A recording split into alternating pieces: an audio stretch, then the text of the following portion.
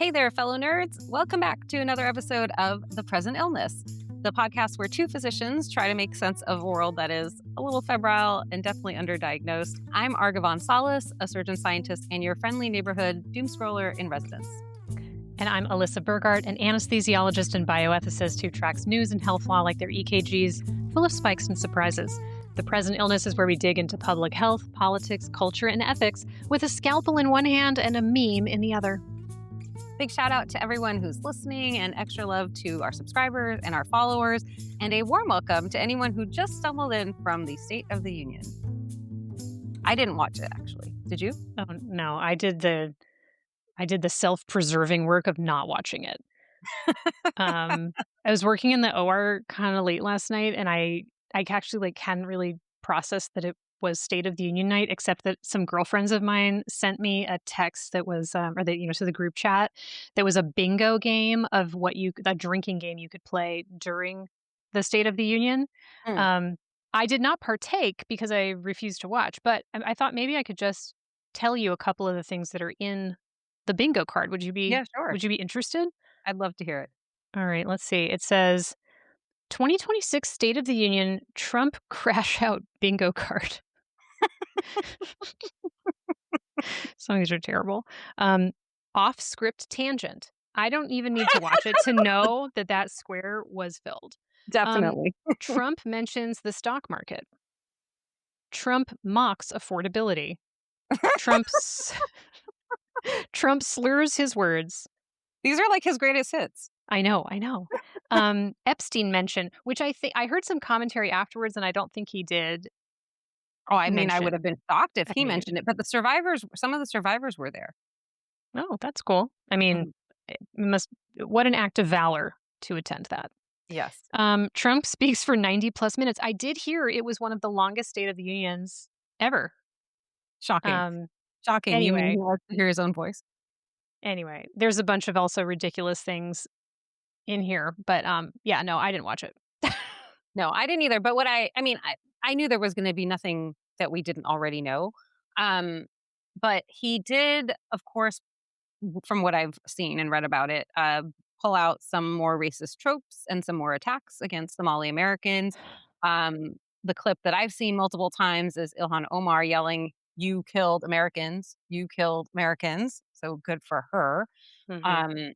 Al Green was escorted out, I believe, even before the comments started, because he was holding up a sign that said, "Black people aren't apes." And apparently that was so offensive that they felt they needed to remove him from the floor. So those are kind of the couple of things that stood out to me from what I've read, and I have not done in any way a deep dive into the ramblings of a likely demented elderly gentleman who has way too much power in his hands. Well, and also, I don't like listening to him uncensored and unfact-checked. I prefer to just wait, let him get it out of his system, and then let some journalists be like, hey, this was true, and these long list of things were not true. Yeah. So because he said, that the price of eggs was down, the price of gas was down, stock market at record highs. I mean, that one, maybe there have been some pretty high highs, but a lot of the other things that he said about the prices of food and, the booming economy, which, is not really being felt by the majority of Americans.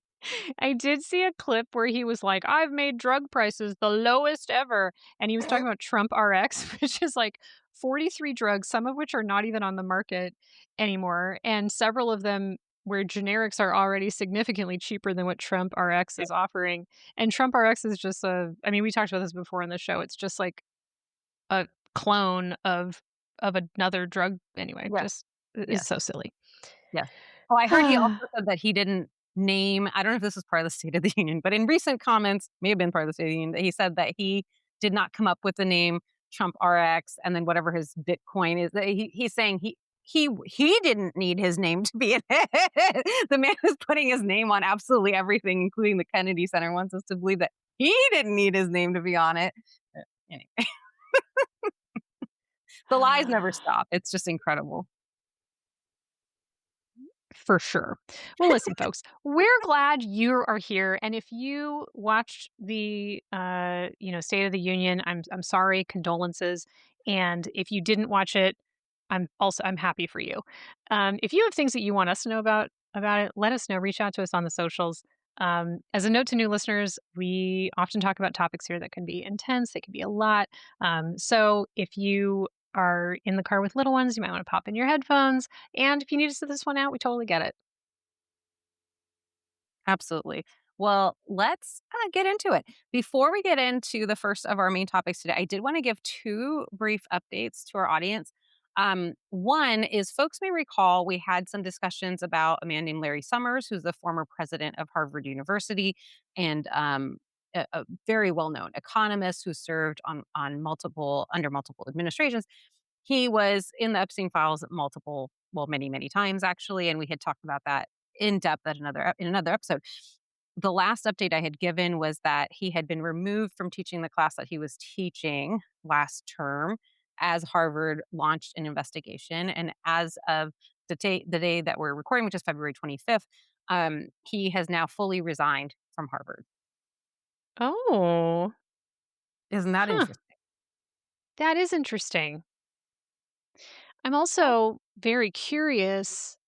We'll have to follow what comes from this because, sometimes people resign because they're like, oh, well, then this investigation will go away. And Mm. I hope it doesn't.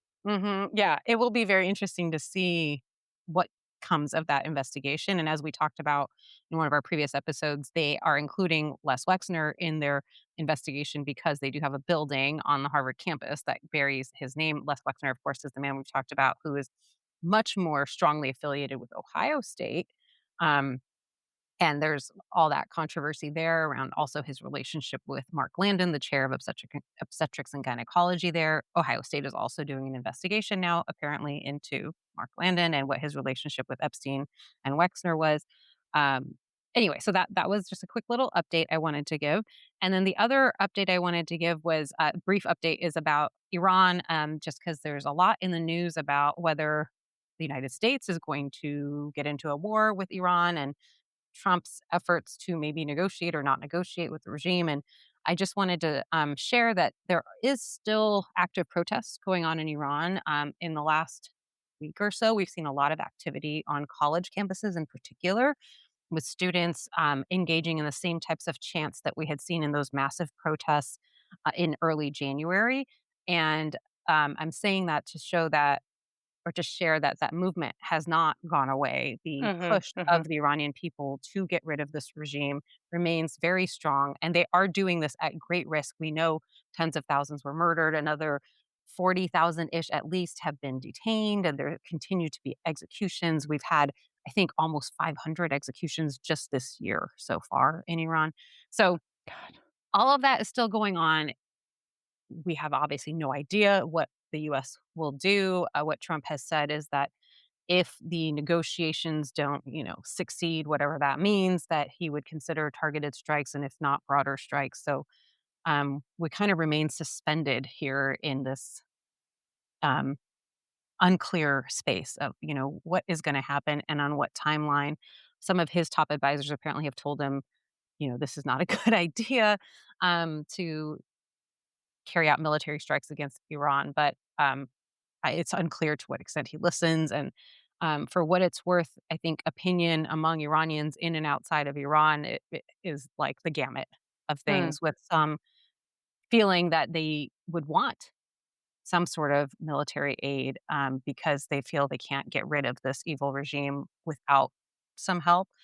Um, and understanding, by the way, I just want to be clear, like, they understand what that means. They understand that's not good, that you don't yeah. want to have another country intervening. But when they've gone out into the streets time and time again in the hundreds of thousands, and this is what happens is just these massive attempts to kill and detain, imprison, um, and assault the people is the outcome. They don't feel, I think a lot of them don't feel they're making forward progress. So anyway, we'll keep an eye on that situation. Okay, getting back to the State of the Union. So do you know who else was in attendance at the State of the Union? Who? The US men's hockey team, because why Oh, not? yeah, I Um, heard I heard that they accepted the invitation, and I heard the ladies said, "No, thank you, sir. yeah, they were very gracious, the US women's hockey team. They were like, "We just have a lot of other obligations. We're so sorry we won't be able to We're gonna make be it." washing our hair." Yeah, maybe have a manicure at that time. That's not what they said, that's me. But, so, if we go back a few days, the US men's final for hockey happened early Sunday morning, our time in California, and it was Canada versus the US, and the US won. Amazing, Let me fantastic. tell you, and I watched it, and I'm not, like, into hockey, but it was an incredible win. They won in overtime, it was sudden death, it was an incredible finish, beautiful win. There was a bunch of heartwarming stuff afterwards about one of the players who had died and, you Mhm. know, and so I was really I would have been fine if Canada won. US is a little sucky right now. I would have been fine with Canada winning. Like, that would have been okay. Um, and then they had this, they won, and then they had this very heartwarming thing with, like, the kids of the player that he'd been killed by a drunk driver. It was terrible. His parents were there. Yep. And I was like, Johnny "Well, Gaudreau, this I is" believe is his name. yes, Johnny Gaudreau. And I said, "Oh, that's lovely. Good for them." And then they had to go off and be dum-dums. Right, because as somebody else said, they went from big winners to the biggest losers in record time. I said in one of my videos, from hero to zero in record time, because a couple of things, right? So they invited Cash Patel to join them in the locker room, and Also, I that mean, was I'm sorry, can we just Kash Patel doesn't look like a real person, just to be like, every time I see him, his eyes are so big, I just like, "What is happening? Why are you in charge?" I do wonder if he has some hyperthyroid going on to cause that, like, almost exophthalmos. Anyway, I don't know. And that, like, really intense podcasting. Yes. Kash So Cash Patel, by the way, Patel. is the person who made, the FBI have a list of people who provide gender affirming care to minors, so that we could all have our data collected on us, so, yeah, not a fan. Well, also, he's the one who testified in front of Congress that, like, Epstein, what was it exactly that he said? I'm gonna forget, but, like, basically denied that there had been this large sex trafficking ring, and implied that it was just Epstein and Ghislaine Maxwell, which is obviously, as we know, a lie.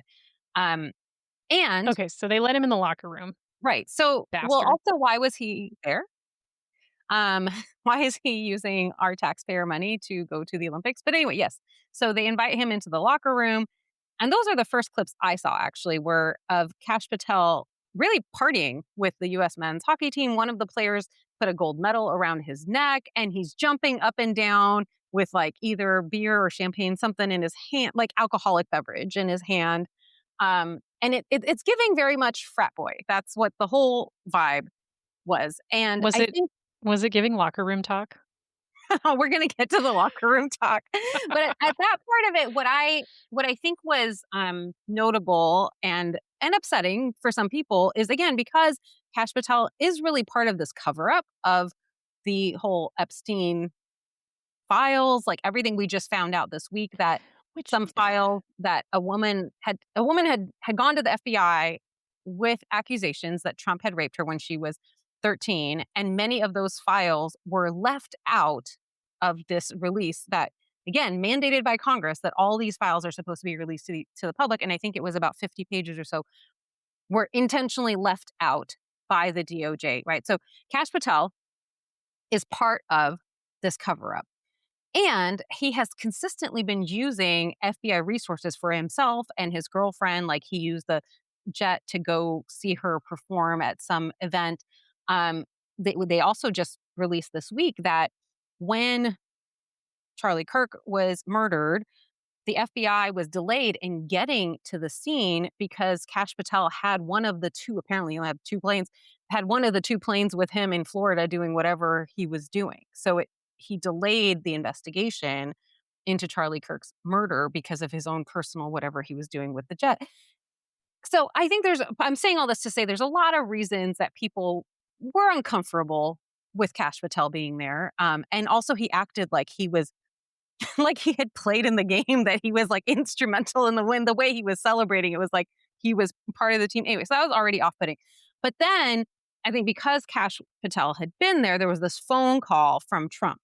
And I think, most people would agree, like, hey, president wants to congratulate a team that's won. Great. No problem. But what happened on that call is what led to quite a lot of consternation among a lot of people, actually. So let me just play that clip. Okay. Okay. Make sure my volume is. Can you pick us up in Miami on Tuesday morning? Yeah, Tuesday morning. Close the northern border. We'll get cash and we'll get the military to get you guys over. I'm gonna let's go. Boys are going to the State of the Union. The nice thing about being president is I can tell you, you don't have to worry about the weather or landing. So we don't care if it's snowing, if it's the worst blizzard. We sail it through that sucker just like you did in the ice. Thank you, Mr. President. Now we'll do it at the White House anytime. What would really be cool, and we'll do the White House the next day, we'll just have some fun. We have medals for you guys. And we have to, I must tell you, we're going to have to bring the women's team. You do know that. Absolutely. I do believe I probably would be impeached, okay? So again, lovely for a president to call and congratulate a sports team that has won, especially if it's a tough game, especially given the U.S. men's hockey team has not won the Olympic gold since 1980. It's a big accomplishment. It was a huge win. And then I think there's a few things here that are disconcerting to a lot of people. One is, some of these players are from Minnesota.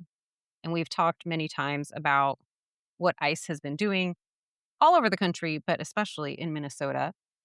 And so I think for some people, it's been hard to see this team be so jubilant with the people who have carried out these actions to harm their neighbors, all of our neighbors.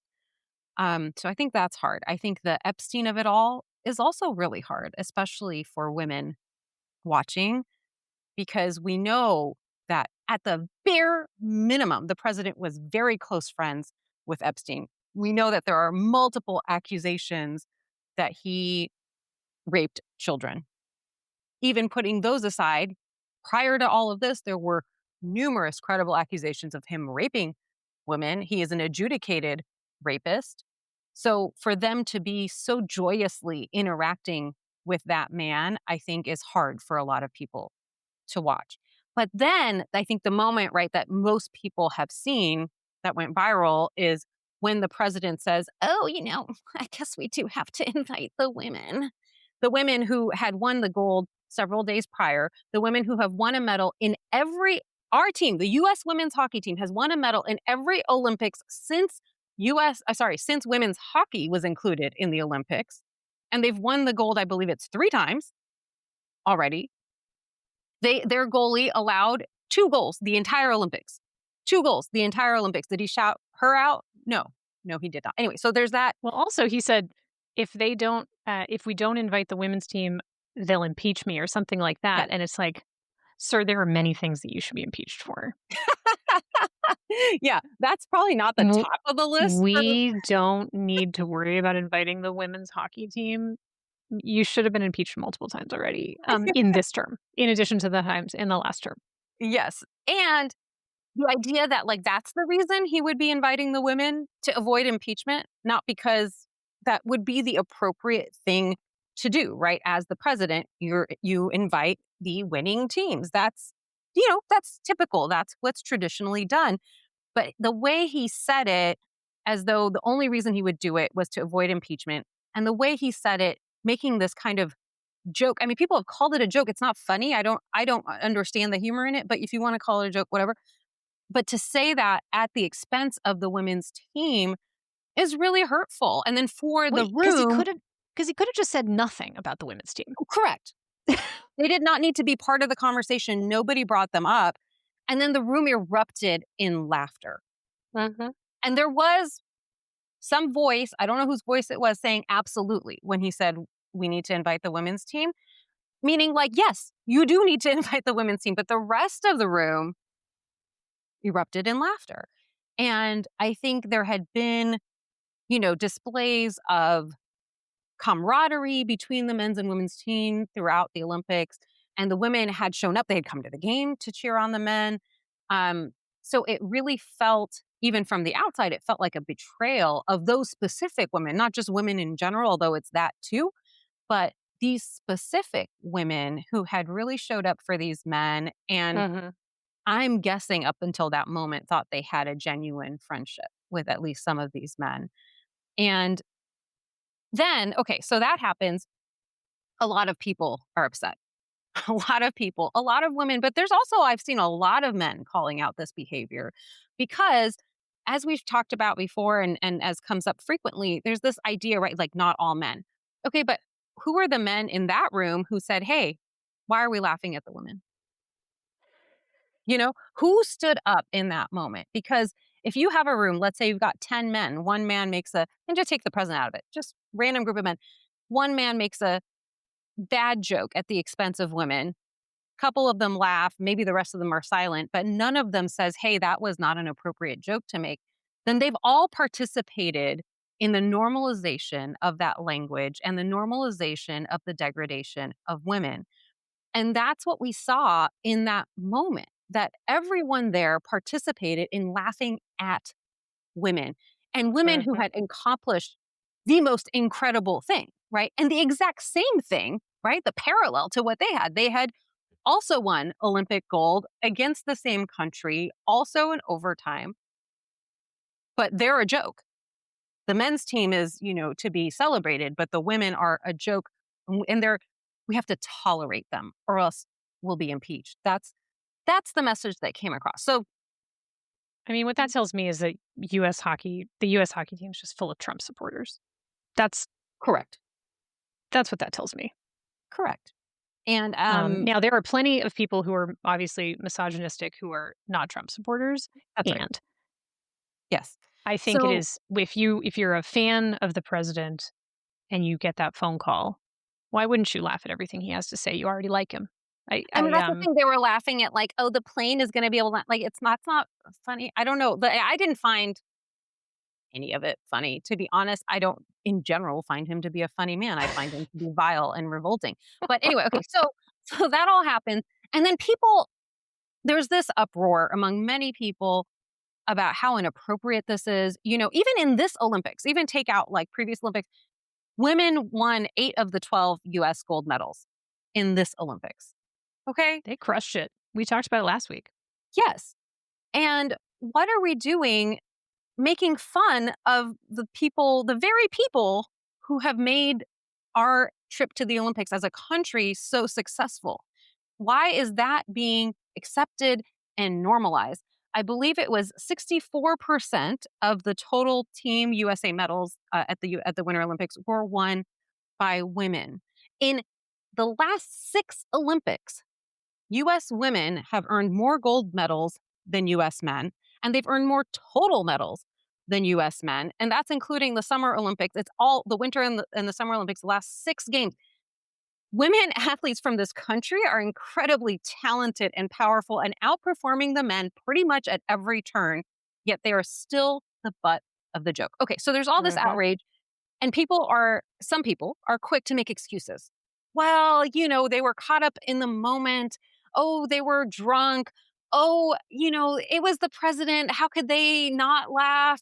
All these things. And so now here we sit. Again, we're recording this on Wednesday. The game was on Sunday. So there's been ample opportunity now for any of these men to say, oh, actually, I see now that that was really hurtful to my colleagues. I apologize for having laughed at that. That was in poor taste. I really value these women and I'm so proud of what they've accomplished.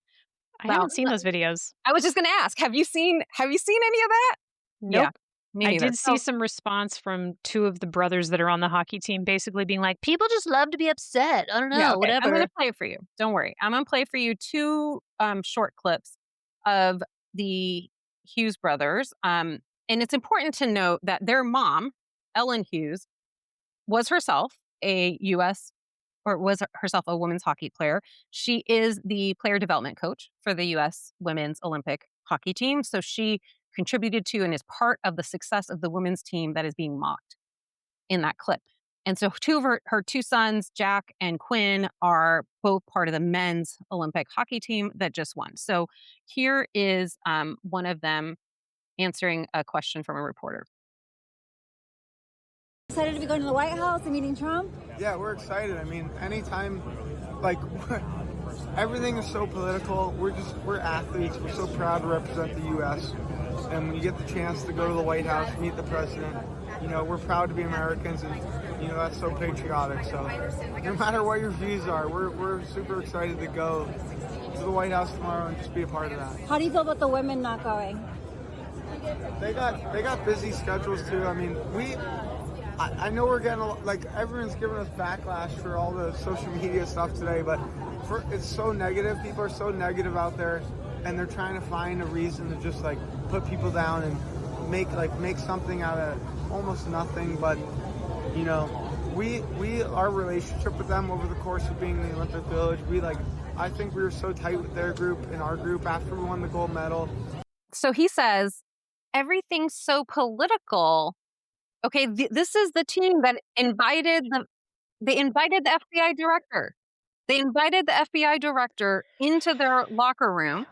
They accepted an invitation to go to the State of the Union. Like, what is more political than the State of the Union? And then they say, why is it got to be political?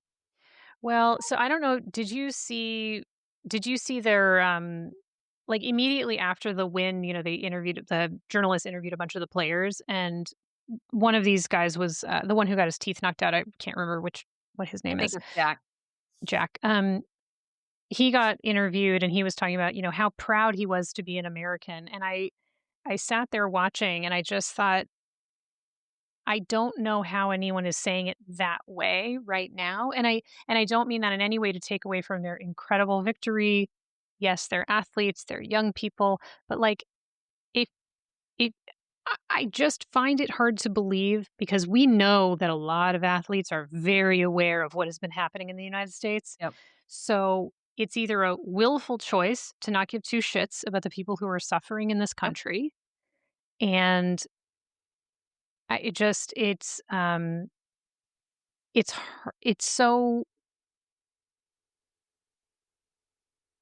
it's hard to hold both of those things at the same time. That yes, you can be entirely proud of your performance as an athlete. You can be proud that you performed for your country, and to be proud of being a member of your country, even if you're in opposition to the things Right. that are happening.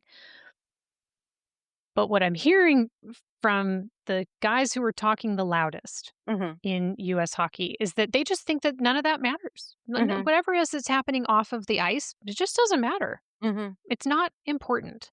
Yeah. And as you said, you know, having so many people from Minnesota, from other areas that are also being ravaged by ice agents, the willful ignorance to think that those excuses are sufficient it's pretty embarrassing. Yeah. Well, it's embarrassing. And I don't know if you caught, so he talks about this social media backlash as though that's like not real, right? Like there's this backlash on social media. Yeah. Because you did something. Because that's where people see exactly what you did and exactly what you said and exactly how you acted. Because it's a video. Correct. And then he says, after that, he's talking about like they're friends with the women as though that changes anything. And then we're friends with the women, so it's fine if we insult them to the press. It's fine. Right. And he goes on to say that people just want to be negative about almost nothing. So that's an interesting phrase, isn't it? Almost nothing. It's like, oh, there was something, but I don't think it's important. And that's why I'm going to say it's almost nothing. So basically minimizing the harm that was done, and also negating the numerous voices of people who have been like, hey, this is really upsetting. And also, how could you do this to your mother who was part of this team? You're laughing at your own mother. Like, it's really been upsetting. Okay, I need to play the next clip for you. So this is Is this the mom? not yet. Okay. I got one more clip of and this is both of the brothers on TV this week. So Celebration. one second. Jack mentioned the celebration you had with the women's hockey team. They've said they're not going to be able to go to the State of the Union tonight. Will you guys be going? I don't know how much I'm allowed to say, but yes, and yeah, we're excited to go. I mean, it's something you don't get to do. I don't know what today is, every Tuesday, but yeah, but it's gonna be special for us. But I'm glad you mentioned the women's team again. We're extremely happy for them. Obviously, a lot going on social media right now surrounding our team and their team, but in the last couple of summers we did a lot of training with them, and So he says basically, we get along really well with them. We've trained with them a couple of summers. We really like them. There's another clip that I'm not going to play for you where one of them is talking about having met up with one of the women after their game, being so proud of her. Anyway, there's a I lot of can't be a misogynist. I have friends that are girls. exactly. It's giving I have a black friend, you know? Yeah, yeah. And So the, gross. it's so gross. And I think, we all have had, or at least, well, I should just speak for myself. I have definitely had so many experiences in my life where someone treats me a specific way or a certain way to my face, right? And I might think that we're friends, only to find out that they've said something totally different when I am not there. And that someone who treats you differently when you're in front of them versus when you're not there, that is not a friend. So all these protestations about how much we like the women, we like the women's teams, we're so proud of them, they're blah, blah, blah, they fall super flat for me, because if that were the case, then you should have been upset when the president was making fun of those same women. If those are your friends, you should be feeling defensive. Why is he poking fun at my friends or my colleagues, however you're looking at it? But they didn't have that reaction, right? They just laughed, ha, ha, ha, so funny. And even if you're caught up in the moment, which, like, I don't know what it's like to win a giant game. Like, maybe let's be okay, fine. You're caught up in the moment. You thought it would be fun to have the FBI guy. He turns out he knows how to party. Like, whatever. I don't know. But like, you had an opportunity to be like, we really missed a shot to stand up for the women's team. Like, we should have said something differently. We are very proud of them. They are incredible athletes. Whatever. I mean, but what's funny is, like, playing that clip that you just played. I mean, it's not like they didn't have time to think about an answer.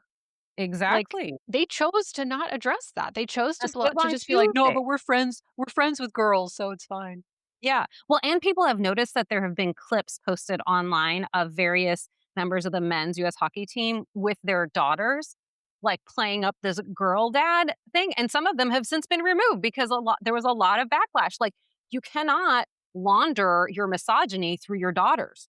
That is a totally inappropriate thing to do. And we see through it because you had an opportunity to not behave in this way and you didn't take it. You've since had ample opportunity to apologize and you have not taken that opportunity. So I do want to play now the clip of their mother. So Jack and Quinn's mother, Ellen Hughes, who again, she's a player development coach for the U.S. women's hockey team and has been part of that win. Of the United States, and he was inviting them to the State of the Union and all that. And then he said a comment that gained attention. He said, I must tell you, we're going to have to bring the women's team. You know that? And the room kind of laughs. And he added, I do believe I probably would be impeached. He was sort of joking through this. But you're cheering on both teams. How did that comment land for you? Well, I think at the end of the day, it's just about the country. And the moment that these players, both the men and women, can bring so much unity to a group and to a country. People that cheered on that don't watch hockey. People that have politics on one side or on the other side. And that's all both the men's team and the women's team care about. If you and the men and women sharing, dorm rooms and halls and flex floors and the camaraderie and the synergy and the way that women cheered on the men and the way the men cheered on the women. Yeah. That's what it's all about. And the other things they cannot control. They care about humanity, they care about unity, and they care about the country. Totally. I just love this. Could they have cared about it more actively, though? Like, when they were talking to the president? I Could don't they have cared understand. more actively about humanity? I'm not seeing it. I'm just not. I was listening for it, but I didn't hear it. I know. My ears were perked. Um, it was interesting to me. She said that other things they cannot control. I was really, I mean, I remain curious since I saw that clip. I've been like, what is she talking about? Does she think that they can't control their own reaction? They can't control their own comments. They can't control whether they apologize or not. Like, what is it that they cannot control? I don't know the answer, but seeing that did help me understand why Jack and Quinn did not make apologies, because if that's the approach that she was taking, right, and she's their mother, yeah, you Well, wouldn't expect them to do it's something radically different. I mean, and just to make it a little more meta, like, it's not lost on you or I that, like, white women are constantly laundering the bad behavior of white men of power. I hope that all the people who've been making excuses for the team have seen that none of those excuses really hold water, because that's not what any of them are saying, and they've had now plenty of opportunity to say things. I also want to point out that there are 5 members of the men's hockey team who did not go to the White House and did not go to the State of the Union. Their names are Jake, I hope I pronounced this right, Odinger, Kyle Connor, Brock Nelson, Jake Gunsel, Jackson Lacombe. So I don't believe we've seen any, big statements from any of them as to why they didn't go. But I do believe at least a couple of them are from Minnesota. And so Mhm. maybe that's part of it. But just to show that, they're not all the same, right? There's no one group Yeah. that's a monolith. And 5 folks, for whatever reason, decided not to join the rest of the team and go to the White House. And I do want to add, again, back to these comments about like not being political, that they took photos, those who did go took photos in Trump's merchandise, caps and so on. And then they want to be on social media saying, well, let's not make politics, let's not bring politics into it, or, you know, If you're a MAGA Trumper, like, just come out and say it. Like, stop Mhm. pretending that you're apolitical. Just it's okay. If that's who you are, just be who you are. You And know? accept the Go consequences. ahead and just be open and honest about what you believe in and what your values are, and stop pretending that there's nothing political about it. I Mhm. just don't understand.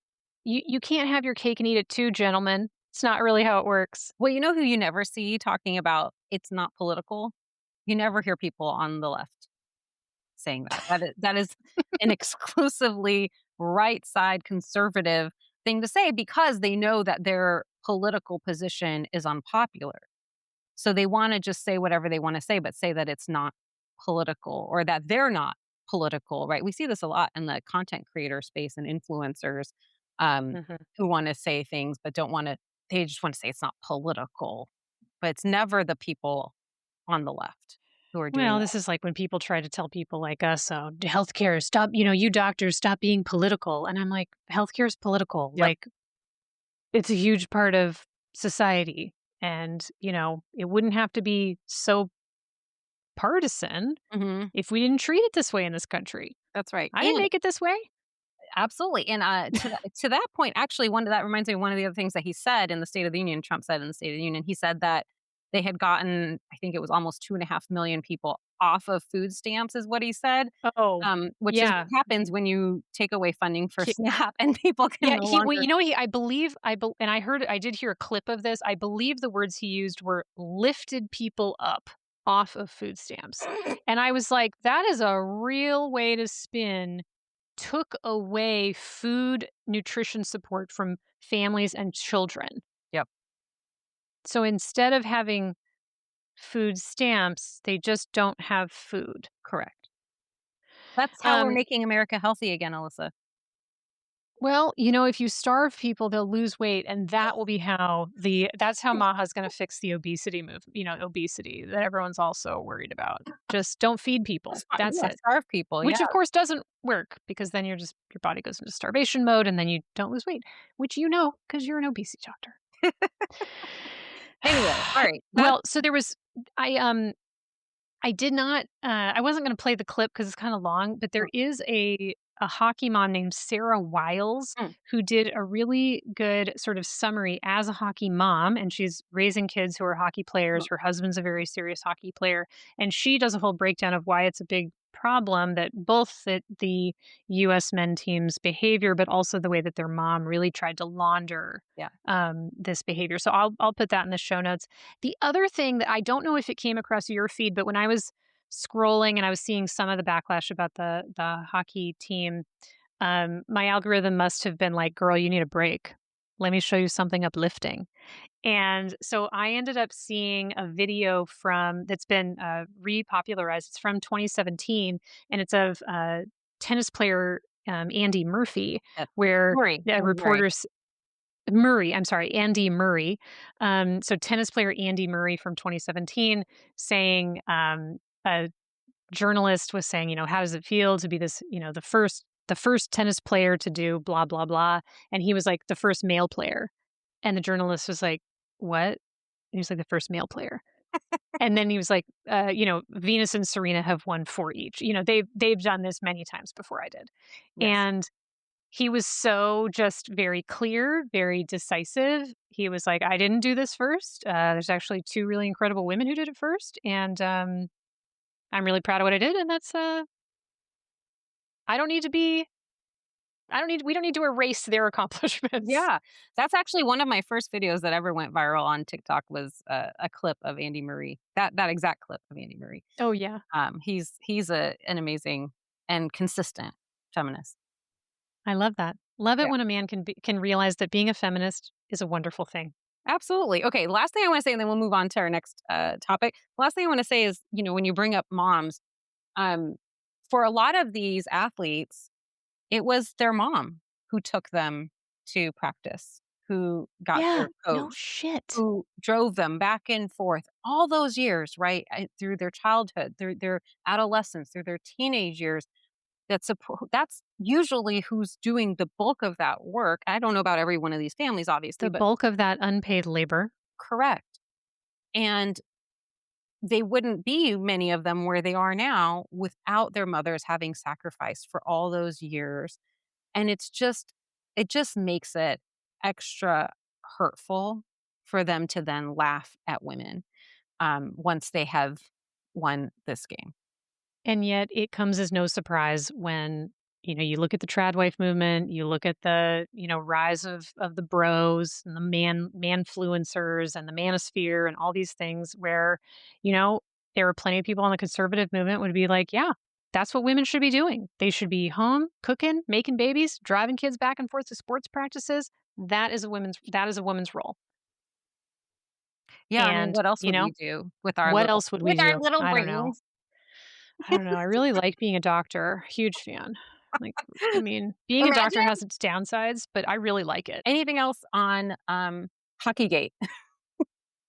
No, I certainly did not predict on Sunday that you and I were going to need to talk about U.S. men's hockey, let alone talk about it for 30 minutes. So I Yeah. think we crushed it. Thanks for pulling together those clips. So I thought what I would share with folks this week is, I love a lawsuit. Big fan. Love a public health lawsuit. That's my jam. Mhm. That's your love And language. that's my love language is I like to read what's happening in the law from a health perspective. So Mhm. there is a new lawsuit that came out on February 24th, which was the day of the State of the Union. And there are 15 states. It's led by California and Arizona, 15 states that are suing the Department of Health and Human Services over Robert F. Kennedy Jr.'s actions by getting rid of 17 voting expert members of the ACIP, the group that makes recommendations about what vaccines we should have and what are recommended.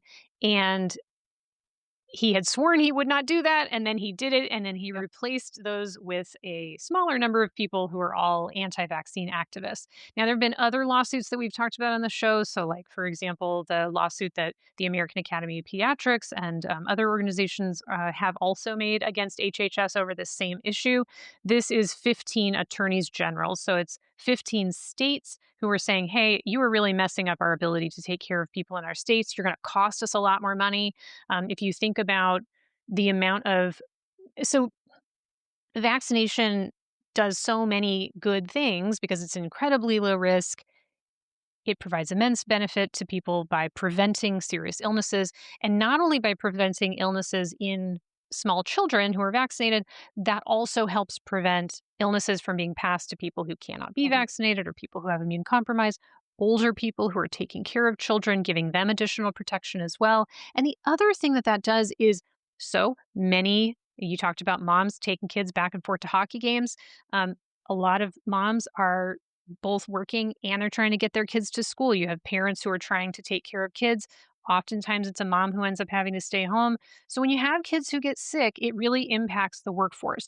So, it impacts who's able to actually go to work. So, a parent is going to have to stay home with that child because that child cannot be left home alone. And so these are ways that vaccination additionally helps to insulate the economy in a bunch of interesting ways. And additionally, the illnesses that kids can get, we've been talking about the measles because we're still in the middle of this ginormous preventable measles outbreak.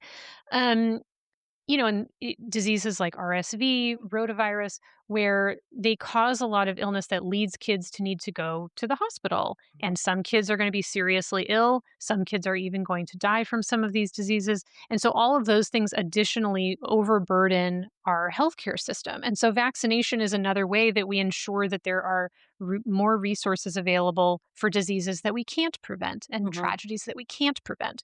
And so there are so many reasons why states that are trying to make sure that people in their communities are able to get care are prevented from getting terrible illnesses. We don't want it to be confusing for people. And the state has a lot of financial reasons that are really important, especially as so many resources are being cut for patients to have access to things like Medicaid and Medicare dollars. Mhm. And so these states are getting together and they're saying, listen, you this decision to stack the ACIP with a bunch of jamokes is totally unacceptable and it's really dangerous Mhm. and it's illegal. So you didn't follow the law in maintaining who needed to be on it. There's a part of the laws that govern the ACIP demand that it have a balanced representation. Now Mm. that doesn't mean balanced with anti-vax and anti-vaxxers and scientists. It means having people with actual Mhm. expertise balanced on the committee. And so clearly the current group is in total violation of that. I'm going to read you a quote from Attorney General Rob Bonta from the press release, the press announcement that he and the Attorney General from Arizona did. And I'll put a link to the full statement in our show notes. The Trump administration's attacks on science are irresponsible and dangerous. Undermining confidence in vaccines will lead to lower vaccination rates and more infectious disease. It will also drive up costs for states, including increased Medicaid spending and new expenses to combat misinformation and revise public health guidance. Public health decisions must remain grounded in truth and facts. That's why, for the 59th time, I'm taking the Trump administration to court. My fellow attorneys general and I cannot sit on the sidelines while lives are put at risk and our laws are broken.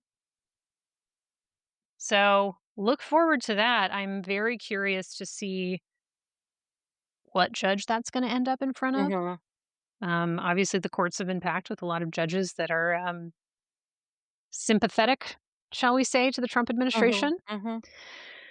And in the meantime, it's 2026. We've already had almost 1,000 cases of measles this year. Yep. We had 2,281 last year. Um, it's brutal. Yeah, we already have almost 3.5 times as many cases as we had in all of 2024. So Yep.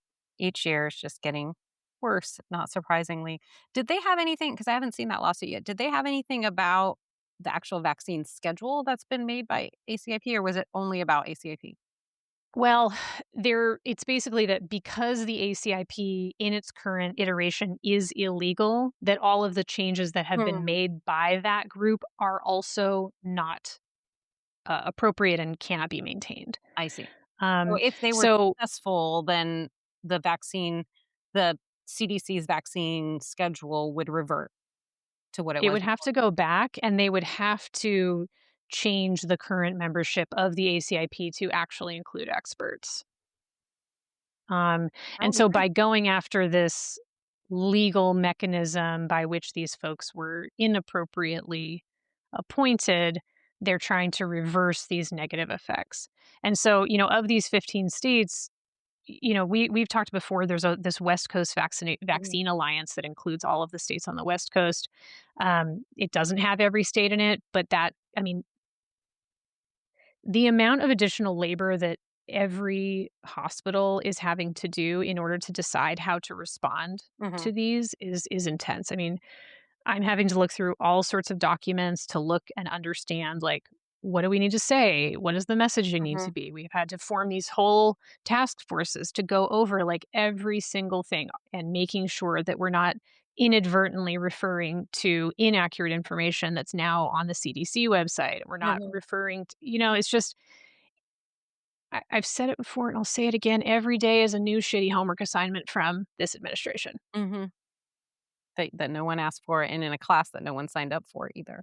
Oh, it's I so was just terrible. looking up, and I don't know if you know the answer, but, Moderna, so just in this Oh, realm of yes. vaccines, so Moderna Yes. had applied. They've created a mRNA-based flu vaccine that they had applied for FDA approval for, and the FDA, via our bestie, Vinay Prasad, that's sarcasm, just to be clear, um, had said no, they weren't even gonna review the application for this vaccine, and then there was a lot of backlash, and then I don't know what else happened behind the scenes, but then they said, "Okay, actually, we will review the data."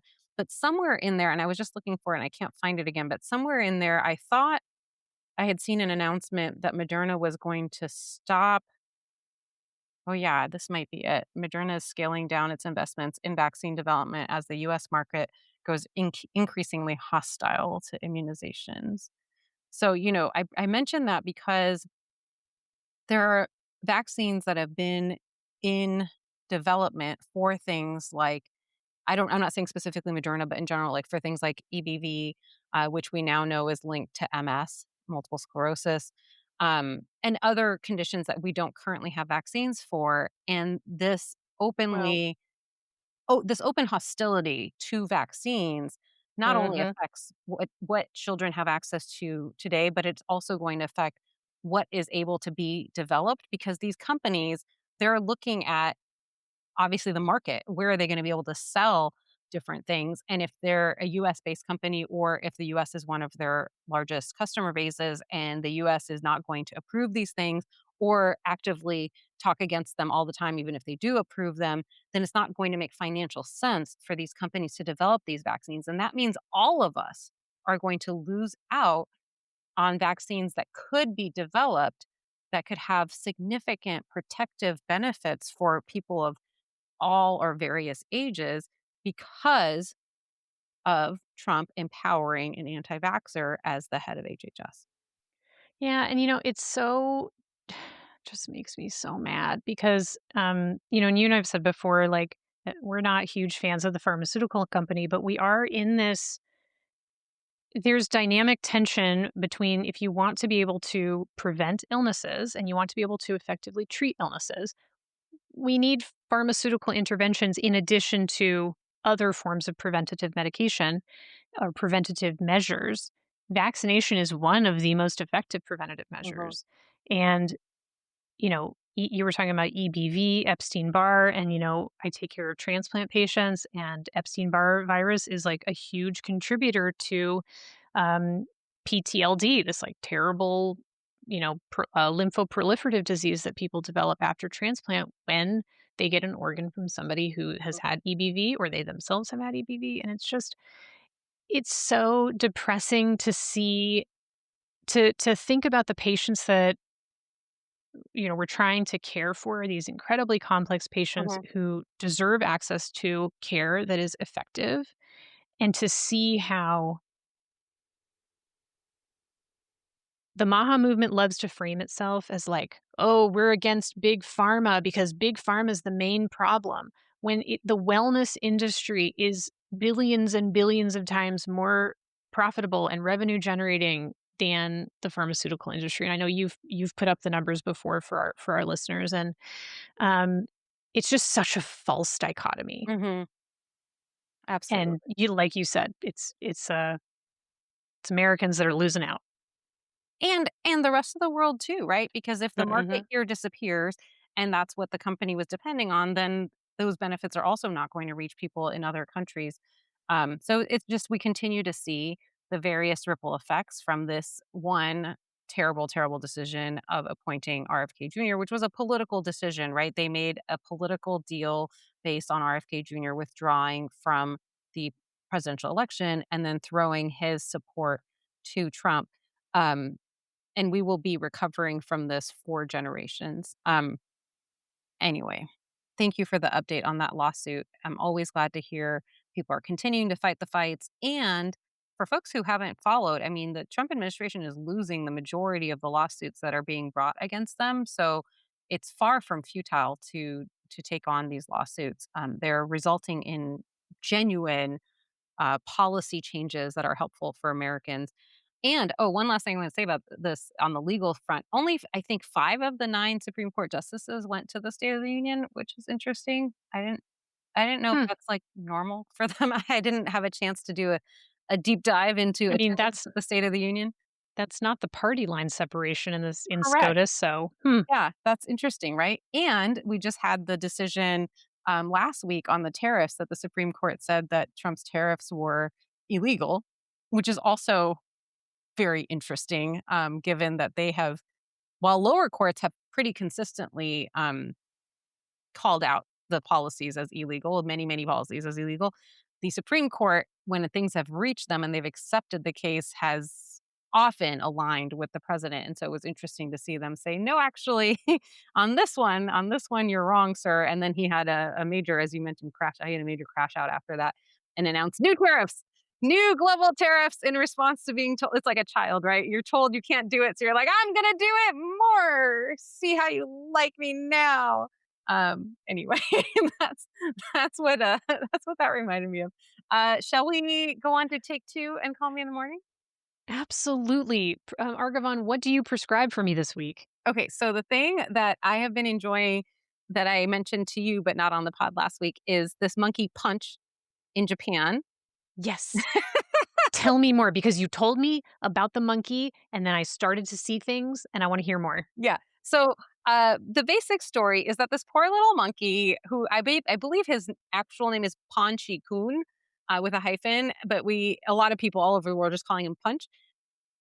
A monkey who was abandoned for unknown reasons by his mother. And so they have been trying to kind of help. He was raised for part of the time by humans and then has been introduced into this zoo in Japan where he's gone viral for lots of reasons, but many of them he's been getting bullied by the adult monkeys in the zoo because they're like, "Who are you and what are you doing here?" Right? Like, "You're strange monkey. You don't have anyone protecting you, defending you. Where's your family? Like, you seem weird." Right? I mean, I'm not. Just to be clear, I'm not any sort of expert on these dynamics. This is just what I've seen in the videos. Like, he's been getting bullied. So the zoo had bought him a stuffed orangutan that he could have as like a motherly figure. Basically, it's so sad. He got a stuffed animal, and he carries this stuffed animal all over this little area that they're in. And there's one photo of him where he's walking away on this concrete and he's dragging the stuffed orangutan behind him. And it's very like forlorn, but also brave at the same time. It's like, I'm going to keep on going with my stuffed animal mama. And so he really like won a lot of people's hearts over because it's such a sad story. Like, who would abandon this little monkey, and then he's getting bullied by these bigger, stronger, obviously monkeys.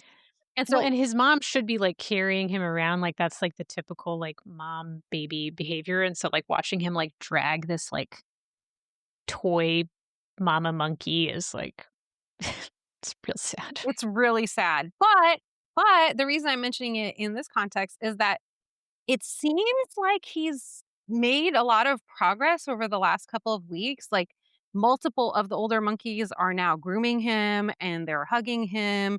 And he's still getting rejected sometimes. Like, there's a clip I saw this week where he's trying to hug one of the older monkeys and they push him away twice and then he just goes back. It's very sad. Then he crawls back to his stuffed animal. And then, he tries to like wrap the arms of the stuffed animal around him like it's gonna hug him.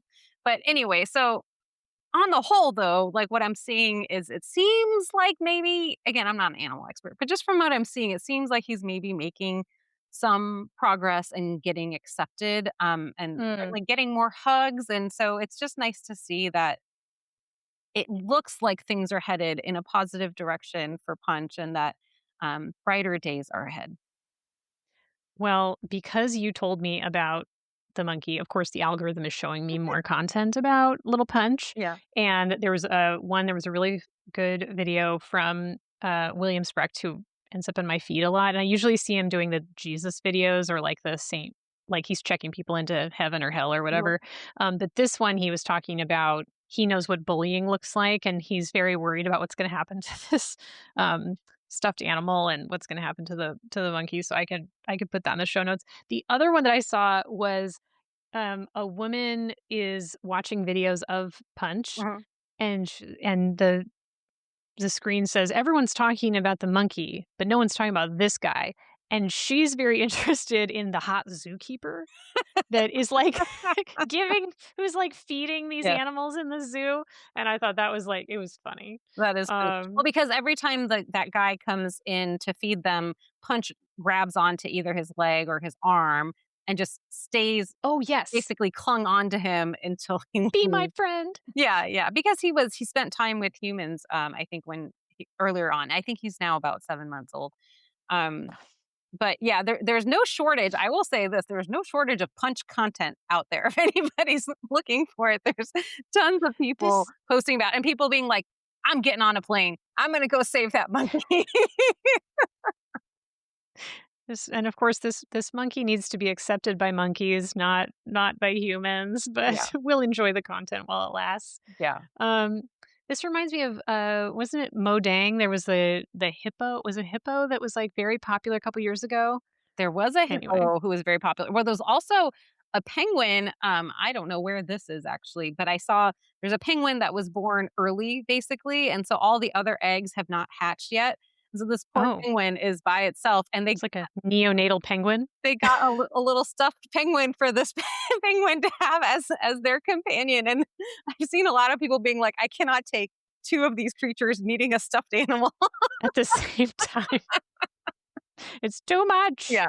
At least Too that one, though, isn't much. being bullied. That one's just waiting for the other animals to hatch, but still, pretty lonely, I'm sure. Anyway, enough Oh my about the gosh. animal kingdom for today. What's your recommendation for folks? Okay. So, I think it was last week was like this big quilting competition where like people display like really beautiful expert quilts that they've made. And every year there's like incredible people can make things that look like paintings by using like scraps of fabric Mm. and the way they do the stitching. And um, let me tell you, the quilters are mad this year. Quilters in America are pissed. What And about? America's government, and so there are Okay. these I will put in, some really fabulous, carousels of them, and so, like, there's one that says, it's a beautifully made geometric quilt, and then on top of it, they've appliqued, very precise font, and it says, "Our government abducted hundreds of people based on race while I made this." Um, there's another one that just says, "Fuck you, make me." There's one that's, the No Kings protest, how Yeah. it's got the crown? It's all crowns, and then it says "No" embroidered and appliqued over the top of it. So anyway, there's a bunch of really good ones. There's one that's like it's like a quilt painting of a tattered American flag. Mm, They're just it's incredible American craft artistry, mm. and, people are mad. The ladies are mad. I mean, they may not all I don't know if all of these quilters are ladies, but, the people who made these are not happy. Yep. That is for sure. The other one that is just hilarious is there is it's from Pasco Libraries, and it says Gen Z writes the library marketing script, and it's this, like, guy who's, our age, who works for the library and making, like, a library marketing advertisement for social media, but he's using all Gen Z Mhm. language, Mhm, and mhm. it's really funny. So I'll put that in the show notes. Have you seen the lady? There's an older lady, like, she looks like she's maybe in her 70s or something, who is a the artist? Or she museum, the takes one who's in the people. museum, Yes, and yes. Have you seen her? I've seen videos of her showing different things in the museum, and then she's using Gen Z lingo very I dryly. I'm trying to look and see because I was gonna talk about that a previous week, and I did not have a chance. I'll find it. Oh, here it is. Oh my gosh, I found it. I have a system, Great. and it works. Um, Love it when that happens. it's love it when that happens. So this is a video, and it says, "Meet 77-year-old Allison Lukes, the art museum curator going viral for Yes, using Gen Z slang at work." that's the one. Um, and she's chat. "I'm about to bus it Roman Empire style. Haters are gonna hate this." It's fantastic. So we will put those in the show notes. I'm so glad you brought her up. She's incredible. And yeah, she's like in her she's 77. Well, there you go. Yeah, Amazing. yeah. Love it. All right. All right. Well, that's it for this week's episode. If you didn't like what you heard, this has been the Jordan B. Peterson podcast. If you liked it, don't forget to subscribe to The Present Illness. Leave us a review if you can, or a rating, and tell everyone you know to tune in. And we know you like us because you stayed on this long. So follow us on TikTok, Instagram, and YouTube. We are at The Present Illness, and you can stay on top of all of our TPI related news. We will, of course, be back again next week with more headlines, hot takes, and doom scrolling, hopefully wrapped in some laughs. Until then, agitate, hydrate, and take a nap. We'll see you next time on The Present Illness. Production by Arghavan Salles and Alyssa Burgart. Editing by Alyssa Burgart. Social media by Arghavan Salles. Original music by Joseph Uphoff. Don't take medical advice from random people on a podcast. This show's for informational purposes. It's meant to be fun, and it's certainly not medical advice. So take your medical questions to a qualified professional.